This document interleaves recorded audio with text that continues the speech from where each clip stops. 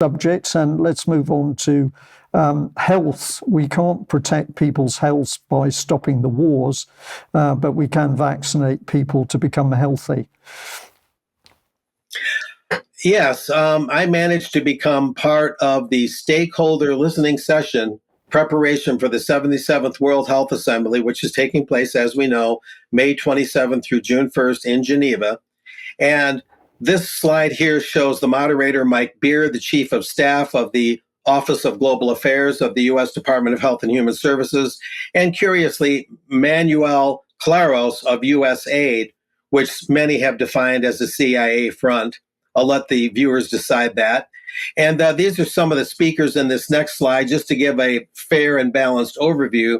Justin Bryce of the Interest of Justice on the left, he questioned the lack of debate on both health and climate issues, particularly the way climate issues feed into health issues. We've seen that coming up lately in many firsthand reports I've been doing for UK Column on the World Health Organization and the treaty and the IHR regulations.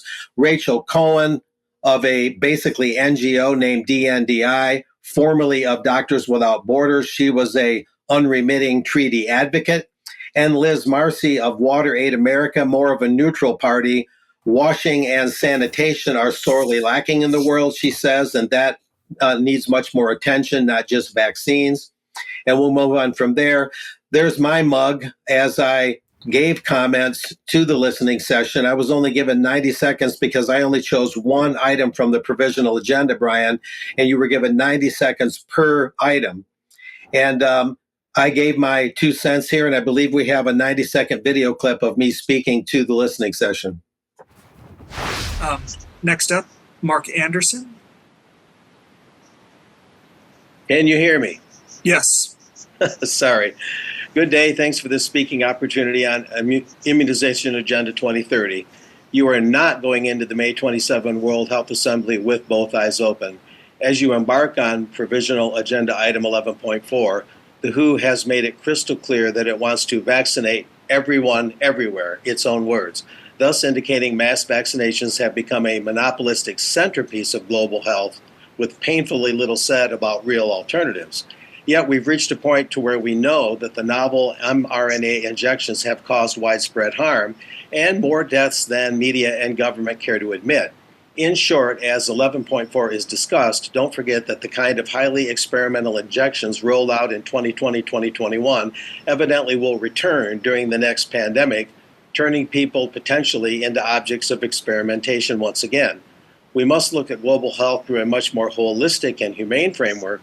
Meanwhile, amid so many unexplored vaccination questions, I suggest that the current 11.4 Vax plan that will go hand in hand with the pandemic treaty and the IHR be put on hold indefinitely.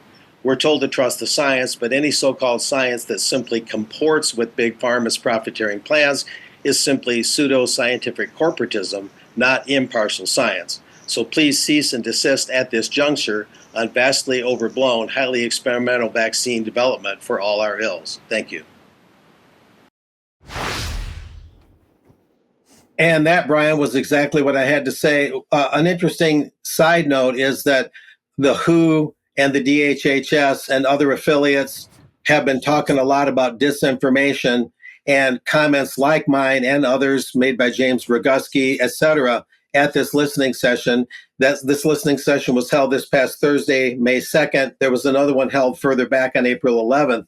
But this is the kind of disinformation they don't want to hear. It's the kind of disinformation they're always protesting and saying is, a very damaging and corrosive influence on their utopian health plans. Well, they had to listen to a large chunk of the very disinformation that they loathe, which is a little bit of justice, you might say. And so that's a worthy footnote. And moving on from there, Brian, this next slide is another speaker. I don't have his actual visual video clip. It would have been audio only, so I took just a quote from it. This is Paul G. remarks to the same listening session this past Thursday. No new mRNA injection should be considered, Paul said, without full double-blind clinical testing lasting 8 to 10 years for each new proposed therapy. Emergency use authorization, he continued, for medical countermeasures was not justified for COVID-19 and should not be considered for future medical events. The HHS Office of Global Affairs should therefore cease and desist all negotiations on the WHO pandemic treaty and on any amendments to the 2005 International Health Regulations. That's what Paul G. had to say in part. The overall link, not just my comments, but the overall link to the listening session will be in the show notes, and listeners can listen to the entire thing and watch it, Brian. These are some other slides that round out what's going on, because right after that, Brian, the very next day, on Friday, May 3rd, they held a press conference. And it was in the wake of that listening session the day before. And I won't comment much about it. There's a photo. All the photos are original that I took with the screenshot function at the press conference. Here's a shot of the intergovernmental negotiating body that's working on the treaty, the co-chairs of it, Roland Dries and Dr. Precious Matsoso. And they gave a lot of comments, Brian, very general for the most part, that the treaty is generally coming along. They've got till May 10th to kind of get things square and get their ducks in a row. Yes, there's points of contention, they admitted, particularly around trade. And they didn't admit much else about the points of contention other than to say that they exist. So there's a little bit of a question as to how smooth things are really going. They don't really want to talk about it. They keep the cards close to their chest on that one. Anyway, I'll just conclude with this comment here. This is something I wrote as sort of a news brief at the May 3rd press conference after the May 2 listening session. WHO treaty negotiators announced that if and when the treaty is consummated during the WHA World Health Assembly, May 27th through June 1st, then the process begins to seek the agreement's national level ratification. Thus, UK column viewers need to ring their lawmakers' phones steadily to make sure that viewers that would call the US Senate, viewers that would call UK Parliament, to make sure they seriously and proper conduct their constitutional duties.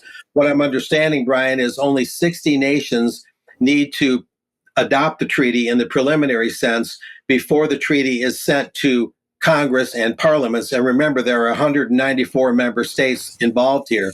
And here's what Roland Dries, that co-chair of the INB, said: adoption is the beginning of the process, not the end.